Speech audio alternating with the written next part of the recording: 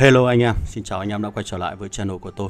Trong video clip ngày hôm nay thì tôi sẽ làm tiếp phần số 2 liên quan đến hướng dẫn người chơi các đơn vị xe tăng hạng nhẹ từ đầu dành cho người mới.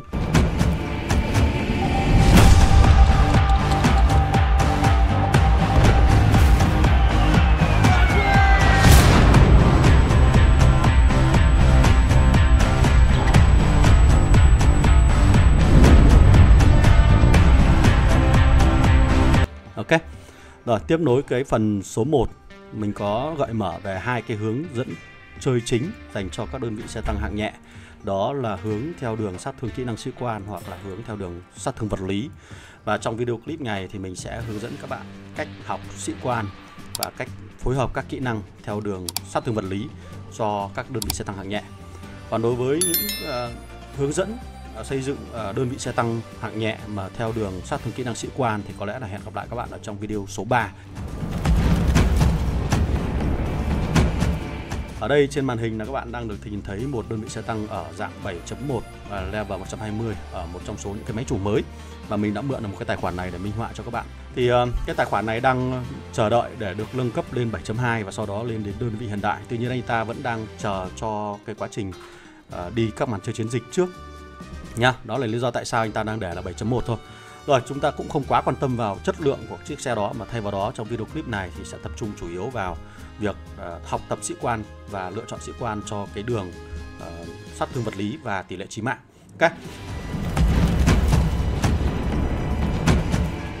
Rồi, tiếp nối video clip số 1 thì chúng ta đang ở cái giai đoạn mà chỉ có hai cái sĩ quan cho một đơn vị xe tăng hạng nhẹ của chúng ta thôi. Đó chính là anh chàng Rapier và Hoàng Kim Thần Ưng. Hoàng Kim Thần Ưng là một trong số những sĩ quan sở hữu sát thương vật lý và tỷ lệ chí mạng khá là cao trong trò chơi game này, và nó khá là phù hợp với các đơn vị xe tăng hạng nhẹ. Mục tiêu của chúng ta là trong vòng 75 ngày các bạn cần tiết kiệm lượng tượng vàng và đánh thức anh chàng Rapier trước. Sau đó các bạn sẽ cần thêm 3 tháng nữa để tiết kiệm được số lượng tượng vàng, và với những người chơi tiêu phí tiền thì chúng ta có thể mua các gói tượng để thúc đẩy cái quá trình có được tượng vàng này càng sớm càng tốt. Và mục tiêu của chúng ta là phải có 2 sĩ quan thức tỉnh để thay thế cho cô nàng Percy hoặc là anh chàng cỗ máy tác chiến.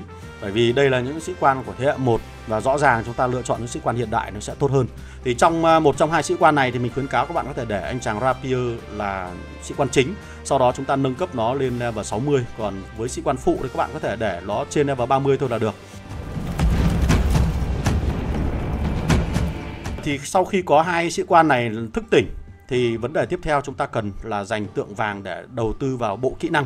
Nhưng trước khi mà đầu tư vào bộ kỹ năng mới thì có lẽ là chúng ta nên tận dụng những kỹ năng trước đó để học tập, và để cho các hai sĩ quan này học tập thì nó sẽ tốt hơn.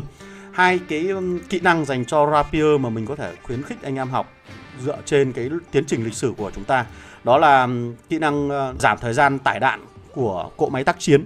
Đây là một trong số những cái kỹ năng mà mình đã hướng dẫn anh em ở trong video clip số 1 là đầu tư tượng vàng vào cái kỹ năng này trước. Đồng thời chúng ta có học thêm kỹ năng tăng sát thương tấn công của cô làng Marie với 15%. Cái này cũng đã được gợi ý từ trước ở phần 1 rồi. Rồi, còn Hoàng Kim Thần Ưng thì chúng ta có thể kế thừa cái kỹ năng tấn công của anh chàng thủ hộ sự thật và một kỹ năng phòng thủ, đấy là tăng kháng nổ 50% của cô làng Percy. Toàn bộ những kỹ năng này là đã được kế thừa từ phần số 1, tức là từ 75 ngày trước đây.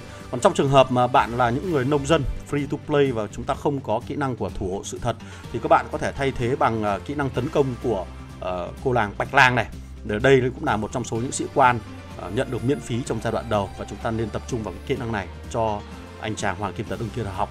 Ok, thì đấy là giai đoạn mở đầu. Vậy thì bộ kỹ năng học tập dành cho hai sĩ quan này sau giai đoạn 75 ngày là gì? Ở trên màn hình các bạn đang được nhìn thấy một bộ kỹ năng mẫu mà mình có thể setup cho các bạn theo hướng là sát thương vật lý và tỷ lệ chí mạng. Trong đó cái kỹ năng quan trọng nhất đó là đến từ cô nàng Phượng Hoàng Thép. Cái kỹ năng này nó có thể giúp chúng ta tăng tỷ lệ chí mạng thêm 15% và sát thương chí mạng thêm 50% nữa. Nó khiến cho đơn vị xe tăng hạng nhẹ của chúng ta là một hung thần ở trên chiến trường. Đồng thời chúng ta cũng có thể học kỹ năng tăng sát thương từ đòn tấn công thường 30% của anh chàng Svalin. Đây là một kỹ năng tuyệt vời nếu như chúng ta muốn xây dựng đơn vị xe tăng hạng nhẹ chúng ta theo trường phái này. Rồi, đối với anh chàng Hoàng Kim Thần Ưng thì chúng ta sẽ học tăng kỹ năng tăng 20% sát thương của cô làng Quý Cô Đoạt Mạng và một kỹ năng dạng cân bằng của anh chàng Sứ Dạ Hòa Bình. Chú gấu này nó cung cấp cho chúng ta sát thương và kháng sát thương lên đến 10% nữa. Sở dĩ tại sao mình lại lựa chọn cái kỹ năng của cô nàng, chúng ta sẽ sử dụng các kỹ năng khác của cô nàng này để thức tỉnh cô nàng. Sau đó là chúng ta sẽ xây dựng thêm một cái đội hình sĩ quan dành cho những chiếc xe tăng mà có khả năng gây ra sát thương kỹ năng sĩ quan cao. Cho nên ở đây là một trong số những lối chơi mà đầu tư tượng vàng sẽ khá là hợp lý khi chúng ta có sự kế thừa. Ok. Còn sau này các bạn thừa quá nhiều tượng vàng rồi thì lúc đó chúng ta chỉ cần quan tâm đến các kỹ năng để chúng ta học tập là chính thôi. Còn bây giờ giai đoạn này vẫn là đầu tư kỹ năng, và từ kỹ năng chúng ta sẽ tiến tới thức tỉnh sĩ quan, đó là tuyệt vời nhất. Ok. Thì hy vọng là với video clip này thì chúng ta đã có được một đơn vị xe tăng hạng nhẹ là quái thú ở trên chiến trường. Và các bạn có cảm nhận như thế nào về cái lối chơi như thế này, hướng xây dựng như thế này thì hãy để lại phần bình luận nhé. Còn bây giờ xin chào tạm biệt và hẹn gặp lại các bạn ở trong các video clip lần sau. Goodbye.